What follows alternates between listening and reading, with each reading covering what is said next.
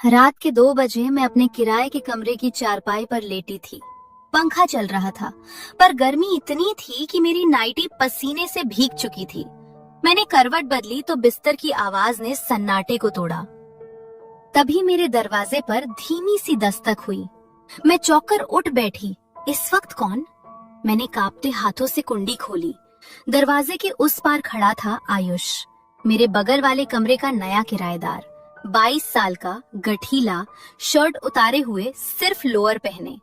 उसके बाल बिखरे थे, माथे पर पसीने की बूंदें चमक रही थीं। भाभी, पानी, पीने को पानी मिल जाएगा? उसकी आवाज भारी थी, सांसें तेज। मैंने उसे अंदर आने दिया। वो मेरे पास से निकला तो उसके नंगे हाथ का स्पर्श मेरी बाह पर फिसल गया। उसने गिलास में पानी डाला और एक ही सांस में पी गया। फिर वो मेरी तरफ मुड़ा। अब हमारे बीच बस एक हाथ की दूरी थी। भाभी, आपको भी नींद नहीं आ रही क्या? उसने पूछा। उसकी निगाहें मेरी गर्दन पर टिकी थीं, जहां पसीने की एक बूंद धीरे धीरे फिसल रही थी। मैंने पल्लू खींचा, पर मेरी नाइटी पतली थी, बदन से चिपकी हुई। तुम जाओ, सो जाओ, मैंने कहा, पर मेरी आवाज में वो सख्ती नहीं थी जो होनी चाहिए थी। वो एक कदम और बढ़ा। भाभी, मैं यहाँ नया हूँ, अकेला हूँ। आप भी अकेली हो। क्या कभी अकेलापन सताता है? उसकी उंगली उठी और मेरे गाल से पसीने की बूंद पोंछ दी। मैं जमीन पर गड़ गई। उस पल मैं भूल गई कि मैं उससे उम्र में 10 साल बड़ी हूँ। मैं भूल गई कि मैं एक विधवा हूँ। मैं बस एक औरत थी जिसे सालों बाद किसी ने छुआ था। वो और करीब आ गया। अब हम सांसों की दूरी पर थे। मैंने अपनी आंखें बंद कर लीं। दोस्तों, मेरा नाम अंजलि है, उम्र 32 साल। 3 साल पहले मेरे पति राजीव एक हार्ट अटैक में चल बसे। उनके जाने के बाद ससुराल वालों ने मुझे ठुकरा दिया। मेरे मायके वाले गरीब थे, मुझे रखने की उनकी औकात नहीं थी। इसलिए मैंने शहर के इस किराए के कमरे में आकर रहने का फैसला किया। मैं एक सिलाई का काम सीख गई थी और पास के बुटीक में काम करती हूँ। दिन भर सिलाई, रात को अकेलापन, बस यही जिंदगी थी। मेरा कमरा एक पुरानी बिल्डिंग की पहली मंजिल पर था। बगल का कमरा खाली पड़ा था। 3 महीने पहले एक दिन मकान मालकिन ने कहा, अंजलि, तुम्हारे बगल में एक लड़का आ रहा है, ऑफिस में नौकरी करता है, शरीफ है। मैंने मन ही मन कहा, मुझे क्या, कौन आए कौन जाए। वो दिन शाम का था। मैं अपने कमरे की खिड़की के पास खड़ी थी, बाल सुखा रही थी।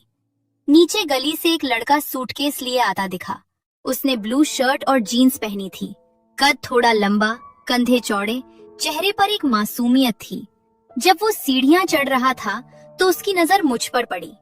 उसने तुरंत नजरें झुका ली और हल्के से सिर झुकाकर नमस्ते किया। नमस्ते भाभी जी, मैं बगल वाले कमरे में रहने आया हूँ। मैंने बस नमस्ते कहा और अंदर आ गई।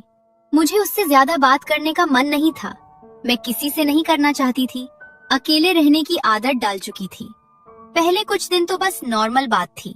मैं सुबह काम पर जाती, शाम को लौटती। वो ऑफिस जाता, शाम को आता। कभी कभी बालकनी में मिल जाते तो वो भाभी कहता, पर धीरे धीरे उसकी बातें बढ़ने लगी। एक दिन शाम को मैं बालकनी में खड़ी थी। वो अपने कमरे की बालकनी में आया। हमारी बालकनी के बीच सिर्फ 4 फुट की दीवार थी। भाभी, आप रोज इतनी मेहनत करती हो, थकती नहीं? उसने पूछा। काम है तो करना पड़ता है, मैंने उदासी से कहा। मैं भी अकेला हूँ यहाँ, कभी कभी बहुत अकेलापन लगता है, उसने कहा, और उसकी आवाज में सचमुच दर्द था। मैंने उसकी तरफ देखा। उसकी आंखों में एक सादगी थी जो मुझे अच्छी लगी। उस दिन के बाद हमारी बालकनी में बातें नियमित हो गईं। मैं शाम को चाय बनाती तो उसे भी पूछती। वो कभी मना नहीं करता। धीरे धीरे वो मेरे कमरे में आने लगा। हम साथ में चाय पीते। वो अपने ऑफिस की बातें बताता, मैं अपनी सिलाई की। उसकी बातों में बचपना था, पर आंखों में एक अजीब सी बेचैनी। एक दिन उसने मुझसे पूछा, भाभी, आपके पति? फिर उसने बीच में ही रोक लिया। सॉरी, नहीं पूछना चाहिए था। गुजर गए 3 साल हो गए। मैंने बस इतना कहा। उसने कुछ नहीं कहा, पर उसके हाथ ने मेरी उंगली को छू लिया, जैसे सहारा दे रहा हो। मैंने हाथ नहीं खींचा। उस पल, उस छोटे से स्पर्श में मुझे सालों बाद कोई अपनापन महसूस हुआ। उसके बाद से हम और करीब आ गए। अब वो रोज शाम को मेरे पास आता, मेरे लिए बाजार से फल लाता, कहता भाभी आप खाती नहीं ठीक से। मैं उसके कपड़े धो देती, खाना बना देती। ये सब इतना स्वाभाविक हो गया था कि मुझे खुद एहसास नहीं हुआ कि मैं उस पर निर्भर होने लगी हूँ। एक रात की बात है, मैं अपने कमरे में कपड़े सिल रही थी। अचानक बिजली चली गई, अंधेरा छा गया। मुझे अंधेरे से डर लगता था। तभी दरवाजे पर दस्तक हुई। भाभी मैं आयुष हूँ, बिजली चली गई, आप ठीक है? मैंने दरवाजा खोला। वो अपने फोन की टॉर्च लेकर खड़ा था। वो अंदर आया और मोमबत्ती जलाकर टेबल पर रख दी। मोमबत्ती की पीली रोशनी में कमरा अजीब सा लग रहा था। हम दोनों की परछाइयां दीवार पर झूल रही थीं। मैं यहीं बैठा हूँ भाभी, जब तक लाइट नहीं आती, उसने कहा और चारपाई के पास जमीन पर बैठ गया। मैं बिस्तर पर बैठी। कुछ देर तक सन्नाटा रहा। फिर उसने कहा भाभी आपने 3 साल अकेले कैसे काट लिए? आदत हो गई, मैंने कहा। आदत बुरी चीज है आदत, वो बोला। आदत से इंसान जिंदा तो रहता है पर जीना भूल जाता है। मैं चुप रही। उसने आगे कहा मैं भी अकेला हूँ भाभी, पर अब मुझे अकेलापन नहीं लगता क्योंकि आप हैं। उसकी आवाज में भावुकता थी। मेरा दिल जोर से धड़कने लगा। मैं कुछ कहती उससे पहले वो उठा और मेरे पास आ गया। उसने मेरा हाथ पकड़ लिया। उसकी हथेली गर्म थी, उसके हाथ कांप रहे थे। भाभी मुझे पता है मैं छोटा हूँ, पर मेरे दिल में आपके लिए। उसने मेरी आंखों में देखा। मैंने अपना हाथ उसके हाथ से नहीं छुड़ाया, बस वैसे ही देखती रही। उस पल बिजली आ गई, रोशनी फैल गई। हम दोनों झटके से अलग हो गए। वो बिना कुछ कहे अपने कमरे में चला गया। मैं उस रात सो नहीं पाई। मेरे दिमाग में सिर्फ उसकी बातें घूम रही थीं। मैं जानती थी कि मैं भी उसकी तरफ खिंच रही हूँ, पर समाज, उम्र, सब मुझे रोक रहा था। अगले दिन वो सुबह से ही बाहर चला गया। शाम को आया तो बहुत देर से आया। मैंने पूछा कहाँ थे इतनी देर? घूम रहा था, उसने उदासी से कहा। मैं समझ गई कि कल की बात के बाद वो शर्मिंदा था। उसने मुझसे आंखें नहीं मिलाई। उस रात हमने बात नहीं की। 3 दिन तक ऐसे ही गुजरे। हम बालकनी में मिलते। मेरा मन उदास रहता। मैं उसकी बातें, उसकी हंसी, उसका साथ मिस करने लगी। फिर एक दिन मैंने ही पहल की। शाम को मैंने उसके दरवाजे पर दस्तक दी। उसने दरवाजा खोला। मैंने कहा चाय बनाई है, पी लोगे? उसके चेहरे पर राहत थी। वो मेरे कमरे में आया। हम चुपचाप चाय पीते रहे। फिर उसने कहा भाभी मैं उस रात जो कहना चाहता था सही नहीं था, मुझे माफ कर दो। तुम क्या कहना चाहते थे आयुष? मैंने पूछा। वो चुप रहा, फिर बोला कि मैं आपसे प्यार करता हूँ। उसकी आवाज कांप रही थी। पर मैं जानता हूँ ये गलत है। आप उम्र में बड़ी हैं और समाज। मैं बस ये कहना चाहता था, फिर भूल जाऊंगा। मैंने उसके हाथ पर अपना हाथ रखा। भूलना आसान नहीं होता आयुष, और ना ही मैं चाहती हूँ कि तुम भूलो। मेरी आंखों से आंसू बहने लगे। मैं भी तुम्हें चाहती हूँ, पर हम दोनों जानते हैं ये रिश्ता कितना मुश्किल है। उसने मेरा हाथ पकड़ लिया। बस एक बार कह दो कि तुम भी चाहती हो, बस इतना काफी है, बाकी मैं संभाल लूंगा।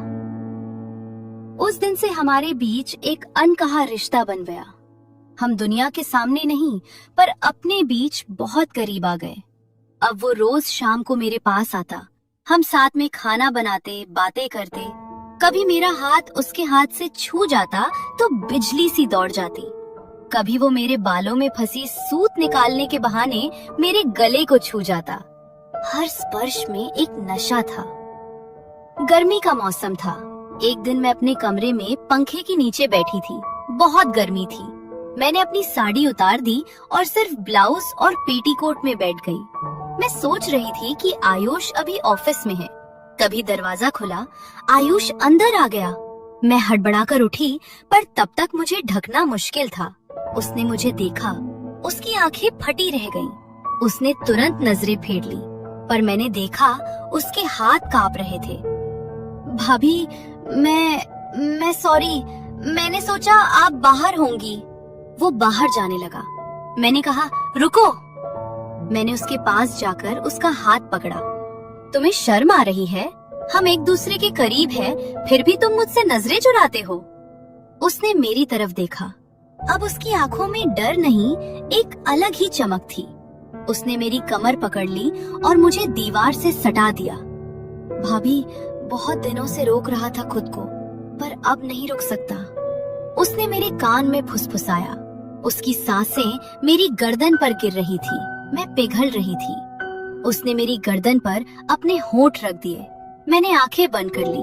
मैं चाहती थी कि वो मुझे और करीब लाए, पर अचानक उसने मुझे छोड़ दिया। नहीं, ये सही नहीं, उसने कहा। मैं तुम्हारे साथ ये नहीं करना चाहता अंजलि। जब तक मैं तुमसे शादी न कर लूं, तब तक मैं तुम्हें नहीं छू सकता। मैं हैरान रह गई। शादी? हाँ, मैं तुमसे शादी करूंगा। मैं जानता हूँ समाज क्या कहेगा, पर मुझे परवाह नहीं। मैं बस तुम्हारा साथ चाहता हूँ, उसने कहा। मैं रो पड़ी। किसी ने इतनी इज्जत कभी नहीं दी थी।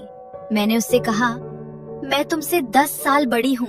तुम्हारी उम्र में तुम्हें कोई औरत चाहिए, मैं नहीं। मुझे तुम चाहिए, बस तुम। उसने मेरा हाथ अपने दिल पर रख दिया। यहाँ सिर्फ तुम हो। उस दिन से हमने साथ रहने का फैसला कर लिया। मैं उससे प्यार करती हूँ और वो मुझसे, पर दुनिया हमें स्वीकार करेगी? मेरी उम्र, मेरी विधवा होने की बात, उसके परिवार का दबाव, ये सब मुझे डराता है। आज रात वो मेरे पास आया, जैसा मैंने शुरू में बताया। हम बहुत करीब आ गए थे, पर उसने फिर संयम रखा। उसने कहा, जब तक तुम पूरी तरह राजी ना हो, मैं कुछ नहीं करूँगा। मैं तुम्हारा सम्मान करता हूँ। अब दोस्तों, मैं आपसे पूछ रही हूँ, आयुष सच्चा है? वो मुझसे प्यार करता है, पर मैं डरती हूँ। क्या मुझे उससे शादी कर लेनी चाहिए? क्या समाज को सुनना जरूरी है या अपने दिल की सुनूं? मैं एक विधवा हूँ, 32 साल की। वो 22 का जवान लड़का है। क्या ये प्यार टिकेगा? क्या उम्र का फासला सच में प्यार से बड़ा होता है? आप क्या सोचते हो? कमेंट में बताओ। मैं आपके जवाब का इंतजार करूंगी।